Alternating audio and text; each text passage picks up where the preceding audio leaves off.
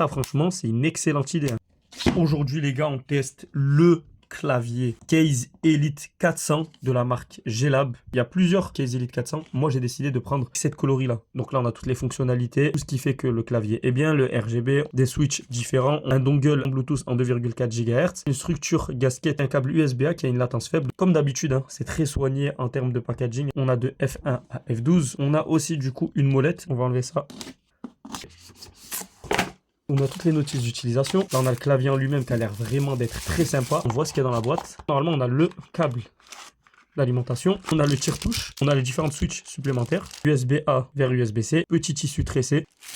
C'est vraiment un beau clavier. Hein. Franchement, on va pas se mentir en termes de design. Déjà, je pense que j'ai pris la meilleure couleur. On peut voir au niveau de la taille ici. À l'arrière, on est sur quelque chose de sobre et épuré. Deux façons de l'incliner. Grande ou petite. Ça fait un peu rétro-futuriste. Là, c'est encore plus le cas avec le petit revêtement gris qui est juste ici. Là, on l'a en câblé. Là, on l'a en Bluetooth. Et là, on l'a en 2,4 GHz avec le dongle qui est juste ici. On est vraiment sur un dongle classique, par contre, là, qui va venir se ranger ici. La config soit Windows, soit iOS. Les couleurs, elles sont super bien choisies. Petite molette qui est juste ici. Molette en aluminium. Du coup, avec les gaskets, ça va faire un effet coussiné.